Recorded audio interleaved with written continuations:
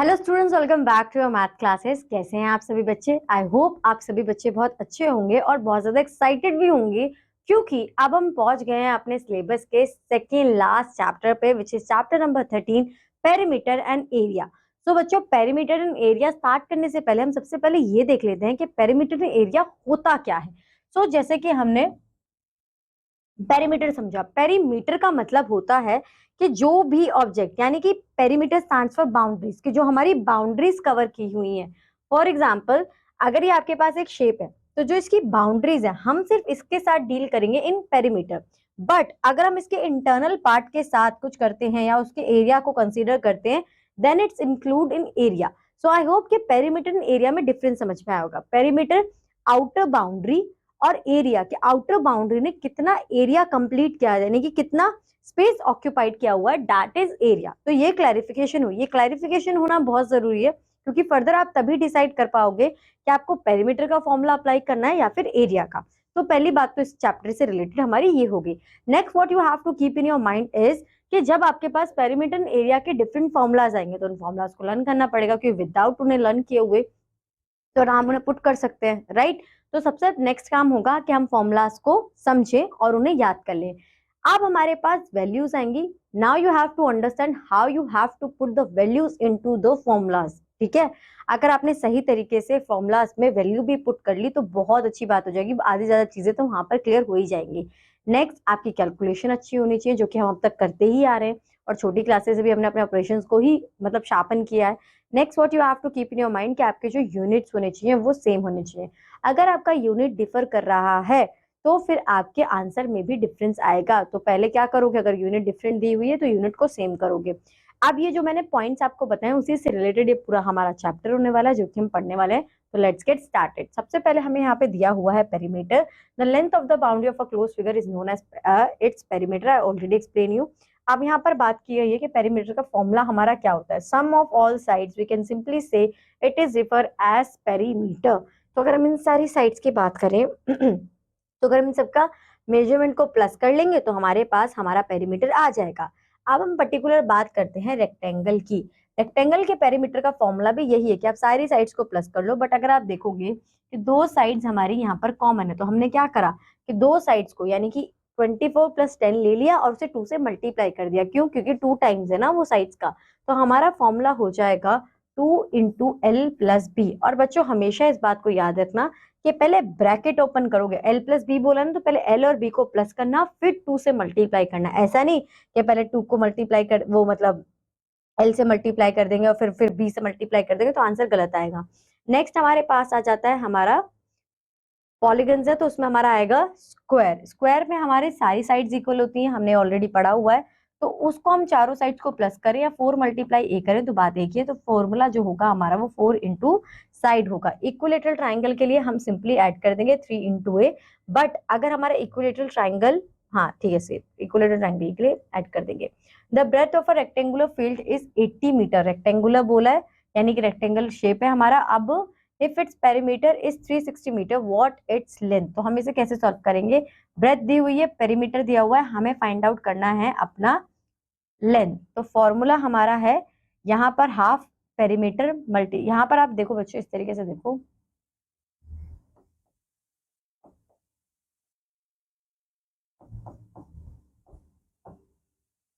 अब जो ये 2 है यहाँ पर मल्टीप्लाई हो रहा है, साइड चेंज करूंगी तो ये डिवाइड हो जाएगा। ठीक है, तो 2 यहाँ पर गया तो डिवाइड हो गया। ठीक, तो अब यहाँ से हमें 2 हटा देना है।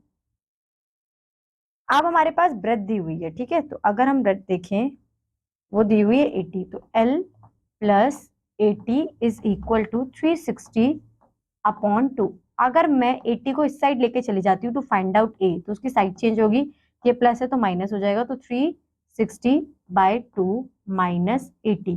अब आपको ये सॉल्व करना, और जब आप ये सॉल्व करोगे, जो कि हम फ्रैक्शन में समझ चुके हैं कि हमें कैसे सॉल्व करना है, क्योंकि माइनस दिया हो तो पहले एलसीएम लेंगे, डिनोमिनेटर सेम करेंगे, या फिर हम क्या करेंगे कि हम इसे सीधा पहले सिंपली डिवाइड कर लेते हैं, 2 × 1 = 2, और यहाँ पर हमारा आंसर आ जाएगा 180। अब 180 में से 80 माइनस करोगे तो सबको ही पता है कि आंसर क्या आएगा, 100 मीटर आएगा। नेक्स्ट हमें Arohan runs around a square field of side 260 metre, Disha runs around a rectangular field of length 290 metre and breadth 200 metre. Who covers the distance and by how much. तो सबसे पहले हमने एरिया ऑफ स्क्वायर निकाला which is this, ठीक है। फिर हमने sorry perimeter of square निकाला, फिर हमने पेरीमीटर ऑफ रेक्टेंगल निकाला। तो हमारे पास दोनों की मेजरमेंट आ गई।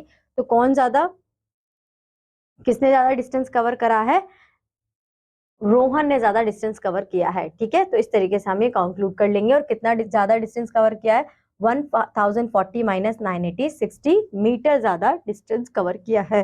बच्चों अगर आप एक बात यहाँ पर ध्यान दोगे, जो इनकी यूनिट्स हैं वो एज इट इज है, कोई चेंज नहीं आया। पेरीमीटर में कोई यूनिट का चेंज नहीं आया। आपको जो यूनिट दी हुई सेंटीमीटर मीटर, आपको एज इट इज वो यहाँ पर लिख देनी है, ठीक है। Find the breadth of the rectangular whose perimeter is 120 and the slides are in the sides are in the ratio of this। तो आपको कुछ नहीं करना है, 3x into 3x plus 2x कर देना है कि हमारे पास साइड्स की लेंथ नहीं है तो हम उसे x कंसीडर करते हैं। जब आप इन्हें x कंसीडर करोगे तो ये आ जाएगा 5x। So 120 is equal to 2 multiply by 5x is, आप क्या करोगे, 2 5 10, और आप जब 120 को 10 से डिवाइड करोगे तो x की वैल्यू आ जाएगी 12। बच्चों जो हमने एल्जेब्रिक एक्सप्रेशंस, लीनियर इक्वेशंस पढ़े हैं और वहां पर अपने x की वैल्यू फाइंड आउट करी है, इसी तरीके से यहाँ पर आपकी कैलकुलेशन होगी। तो यहाँ पर डरने की आपको कोई भी जरूरत नहीं है। अब बोला है find the perimeter of the following. तो आप इन सबका क्या करोगे, आप इन सबका सम कर दोगे।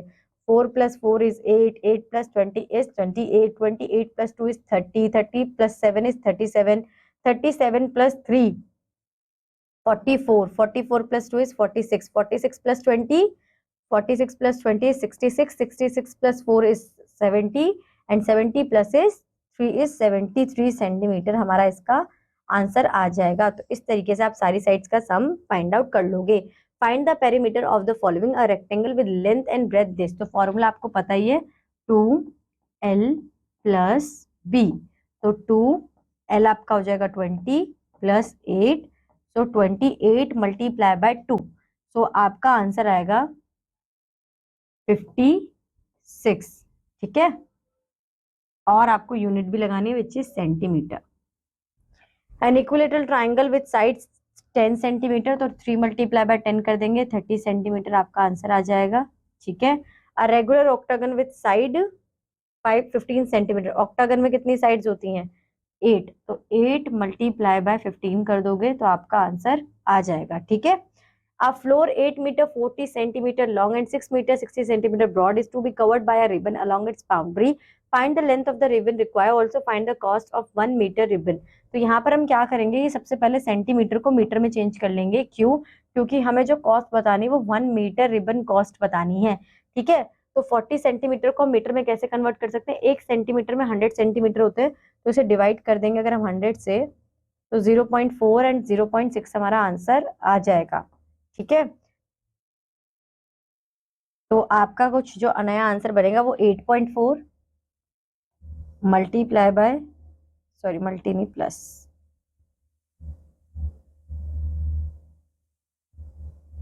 8.4 + 6.6, इन दोनों को आप प्लस करोगे और फिर 2 से मल्टीप्लाई कर दोगे तो आपका आंसर आ जाएगा 8.4.6 हो जाएगा। 9, 9 + 6 is 15, 15 multiply by 2 is 30, 30 multiply by 23 कर दोगे तो आपका आंसर यहाँ पर आ जाएगा, जो कि आएगा 3 3 is 9, 3 2 is 6, 690 कॉस्ट आपकी आ जाएगी, ठीक है।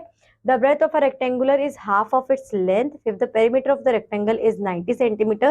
Find its dimension। ऐसा ही एक सेम क्वेश्चन जब हम लीनियर इक्वेशन और अलजेब्रा कर रहे थे तो स्टेटमेंट में था। तो यहाँ पर बोला breadth of a rectangle is half of its length.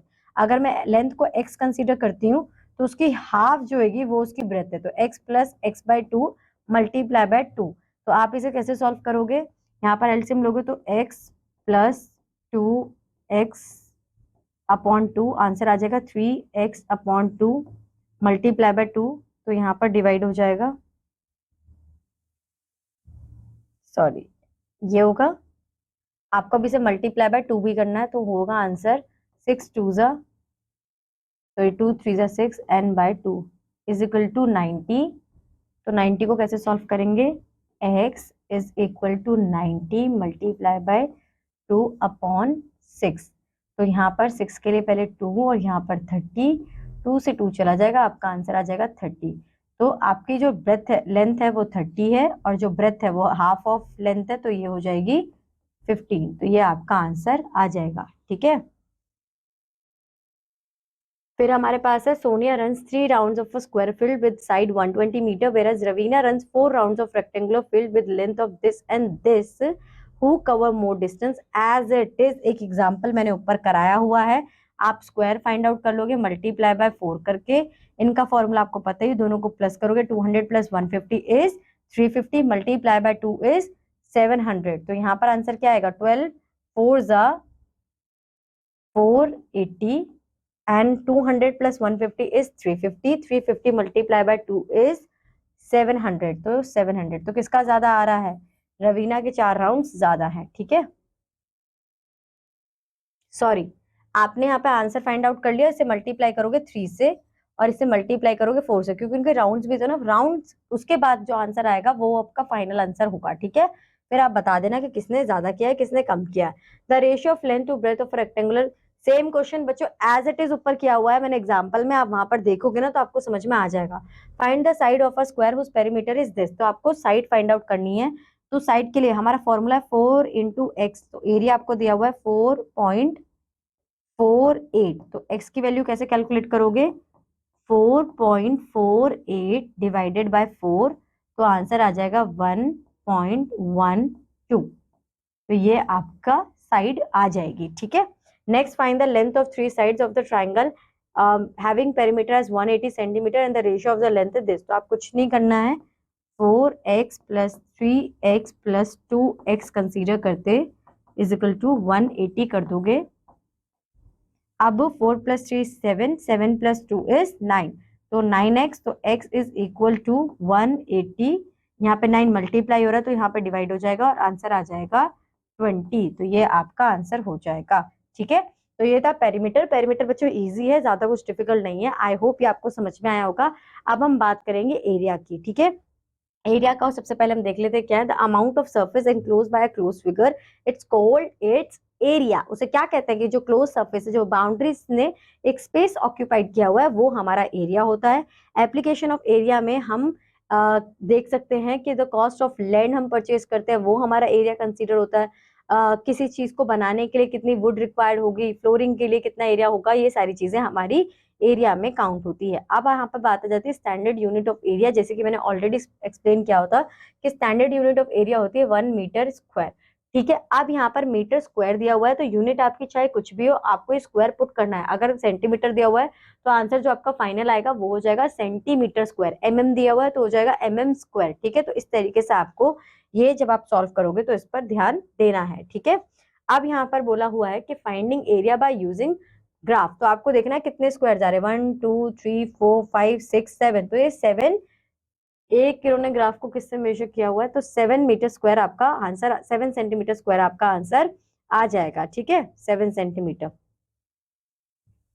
अब आता है area of rectangle. Area of rectangle का फॉर्मूला होता है लेंथ इनटू ब्रेथ, बस आपको इतना याद रखना है, फिर तो आप कैलकुलेट कर ही लोगे, ठीक है। एरिया ऑफ स्क्वायर का फॉर्मूला होता है side into side.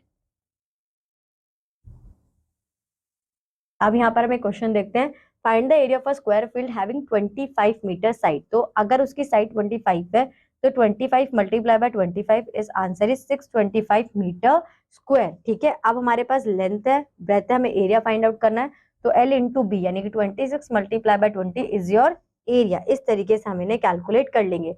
The cost of painting a wall at ₹6.25 per square metre is this if the breadth of the wall is this find its length. यानी कि आप ये कर सकते हो कि पहले आप 6.25 से क्या करोगे कि अपना एक आंसर फाइंड आउट करोगे कि कितना हमारा एरिया था, ठीक है, क्योंकि कॉस्टिंग हमारी उसी के अकॉर्डिंग होगी। अगर मैं आपसे कहूँ कि अगर 1 मीटर जो रिबन है वो 5 रुपए का आ रहा है, तो बताओ 2 मीटर कितने का आएगा, तो आप 2 मल्टीप्लाई 5 ही करोगे ना।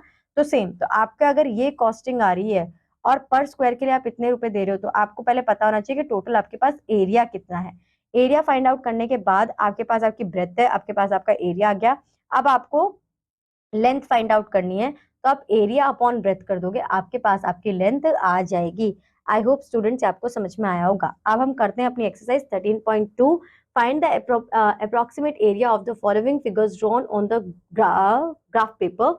यहाँ पर 1 जो है हमारा इक्वल है 1 स्क्वायर सेंटीमीटर, सो 1 1 1 2 3 4 5 6, ये आपके 6 ये हो गए। अब जो छोटे छोटे थोड़ा थोड़ा पोर्शन है 1 2 3 4 5 6 7 8 8 कर दो बच्चों से, क्योंकि 8 में मैं इस पोर्शन को, ये वाला पोर्शन और ये वाला पोर्शन काउंट कर लूंगी। ठीक है, ये दो एक 1 कंसीडर हो जाएंगे, और ये और ये एक कंसीडर हो जाएंगे। तो इसका आंसर आ जाएगा 10 सेंटीमीटर स्क्वायर। ठीक है, इस तरीके से सेंटीमीटर होगी, आपका ये आंसर आ जाएगा। ठीक है, find the breadth of a rectangular whose length is 96 and area is this. तो ब्रेथ लेंथ दी हुई है, फॉर्मूला होता है L इंटू बी। तो आपको ब्रेथ फाइंड आउट करना है, तो B is equal to 3 4 5 6 divided by 96 आप कर दोगे, आपका आंसर आ जाएगा। ठीक है, फिर बात हुई है find the area of a rectangle with following dimensions. तो ये आपके पास आपके डायमेंशंस है 24 metre 25 centimetre long and 3 metre 30 centimetre. तो आप यहाँ पे क्या करोगे बच्चों के, आप इसे एक यूनिट में कन्वर्ट कर लोगे। तो अगर मैं मीटर को सेंटीमीटर में कन्वर्ट करती हूँ तो 2400 प्लस 25, क्योंकि वो सेंटीमीटर है, 300 प्लस 30। तो आपका आंसर यहाँ पर आ जाएगा 2425330। आप इन दोनों को मल्टीप्लाई कर लोगे, जो आपका आंसर आएगा वही आपका एरिया ऑफ रेक्टेंगल होगा। ठीक है, one side of square is 110 metre, find the cost of levelling it at the rate of 7 per square metre. तो सबसे पहले हम क्या करेंगे, इनका एरिया फाइंड आउट करेंगे। एरिया होता है साइड इंटू साइड, तो 110 मल्टीप्लाई बाय 110, आपका आंसर क्या हो जाएगा 12100, और इसे आप 7 से मल्टीप्लाई करोगे, आपके पास कॉस्टिंग भी आ जाएगी 7 14 1 एंड 8। ठीक है, और 00, तो ये आपकी कॉस्टिंग आ जाएगी। इस तरीके से आप इन्हें कैलकुलेट कर लोगे। उसके बाद नेक्स्ट क्वेश्चन आ जाता है what will be the change in the area of a square if it's side it's double. अगर साइड डबल है तो हम क्या कर रहे हैं, अगर साइड ए है तो ए इंटू ए कर रहे हैं, अगर साइड डबल हो जाएगी तो 2 इंटू 2 करेंगे। तो हमारा जो आंसर होगा वो क्या हो जाएगा, 2 2 जा 4, कि जो भी हमारा एरिया होगा वो 4 टाइम्स इंक्रीज हो जाएगा। अगर यहाँ पर हम 3 टाइम्स करेंगे तो 3 इंटू 3, तो यहाँ पर हमारा 9 टाइम्स इंक्रीज हो जाएगा। हाफ करेंगे तो a by 2 multiply by a by 2, तो ये हमारा a बाय 4 हो जाएगा, कि जो भी हमारा एरिया होगा उसका 4th पार्ट हम कंसीडर करेंगे। A room is 12 meter long and 15 meter wide. A square carpet of side 8 meters to be laid on its floor. Find the area of the floor which will be remain covered by the carpet. तो room का हमें यहाँ पर आपको measurement दे दिए, तो 12 metre और 15 metre wide, यानी कि ये क्या है, रेक्टेंगल है। सॉरी, पेरीमीटर का फॉर्मूला लगा, तो यहाँ पर L इंटू बी आप कंसीडर करोगे, 12 मल्टीप्लाई बाय 15 करोगे। ठीक है, यहाँ पर जब आप 12 मल्टीप्लाई बाय 15 करोगे, फिर आप यहाँ पर फाइंड आउट करोगे अपने कारपेट का area which is a into a, तो ये हो जाएगा 8 इंटू 8। ठीक है, यहाँ पर आपका आंसर आएगा 180 और यहाँ पर आपका आंसर आएगा 64। Find the area of the room floor, तो आप इस वाले एरिया में से इस एरिया को माइनस कर दोगे, आपका आंसर आ जाएगा। तो आप जब माइनस करोगे तो क्या आंसर आएगा, 170 गया 10 16 मीटर स्क्वायर, ये आपका आंसर आ जाएगा। ठीक है, अब यहाँ पर आपको क्या करना है, calculate the area of the following figures. तो यहाँ पर आपको अपनी फिगर्स देखने के क्या बन रहा है। अगर आप इसे पूरा कंप्लीट करेंगे, it is a rectangle, it is a rectangle, तो यहाँ पर रेक्टेंगल को कंसीडर करते हुए आपको अपनी फर्दर मेजरमेंट करनी है। तो ये 12 इंटू 20 इंटू 4, 12 इंटू 2, और यहाँ पे ये 12 है, ये 12 है, तो ये वाला पोर्शन 2 होगा ऑब्वियसली। ठीक है, तो अगर हम देखें तो यहाँ पर 12 इंटू पूरा 12 है, 12 में से इसे तो मैं पूरा 12 कंसीडर करूंगी, और 2 यहाँ पर और 2 यहाँ पर, अगर मैं इसे माइनस करती हूँ यहाँ से 2 और यहाँ पे नहीं, 2 प्लस 4 6, तो यहाँ पर मैं 6 माइनस करूंगी तो यहाँ पे कंसीडर होगा सिर्फ 6, ये कितना होगा 6 होगा, 6 मल्टीप्लाई बाय, और ये वाला जो पोर्शन होगा मेरे वो किसके इक्वल होगा, यहाँ पर अगर ये 6 है तो ये भी 6 है और ये हमारा 2 होगा, तो 6 मल्टीप्लाई बाय 2, इन सब का आप सम कर लेंगे, आपका आंसर आ जाएगा। ठीक है, यहाँ पर आपका देखो क्या दिया हुआ है 6 6 6, तो ये भी क्या होगा 6 ही होगा, तो ये हमारा स्क्वायर है, तो एक 6, ये भी 6 और ये भी 6 और ये भी 6, तो सारे हमारे स्क्वायर्स हैं, आपको कैलकुलेट कर लेना है। ठीक है, और फिर आपका आंसर आ जाएगा। आप बच्चे यहाँ पे ये देखना कि यहाँ पर पूरा नहीं, ये पोर्शन 6 दिया हुआ है ना, हाँ, opposite sides are equal to each other, तो opposite sides are equal to each other, answer आपका आ जाएगा। पहले आपको यहाँ पे स्क्वायर, जनरली वैसे तो L इंटू बी और वो A इंटू ए, ये स्क्वायर और रेक्टेंगल का आपको पुट करना है। कितने रेक्टेंगल है, 1 2 3 4, तो 4 मल्टीप्लाई बाय 6 इंटू 6 इज 36, ये आपका आंसर हो जाएगा एक। दूसरे यहाँ पे 6 मल्टीप्लाई बाय 6, तो यहाँ पर सिर्फ एक स्क्वायर है 36, आप इन दोनों को सम कर दोगे, आपका आंसर आ जाएगा। और उसके बाद ये चैप्टर आपका यहीं खत्म हो जाएगा। इसी तरीके क्वेश्चन है आपकी पूरी एक्सरसाइज में, एग्जाम्पल्स में मैंने हर एक टाइप का क्वेश्चन आपको समझाया हुआ है। तो आई होप ये आपको समझ में आया होगा। अगर आपने अच्छे से फॉर्मूलाज याद कर लिए बच्चों, और ये देख लिया कि उन्हें आपको उसके अंदर पुट कैसे करना है, तो फिर ये चैप्टर आपके लिए ज्यादा डिफिकल्ट नहीं होने वाला है। और यहाँ पर ये चैप्टर फिर आपको इजी लगेगा और आप इसे इजीली कैलकुलेट और उसके न्यूमेरिकल्स भी सॉल्व कर पाओगे। सो बच्चों, आज के लिए बस इतना ही। अब हम मिलेंगे नेक्स्ट क्लास में with a new chapter. Till that, bye bye, have a good day.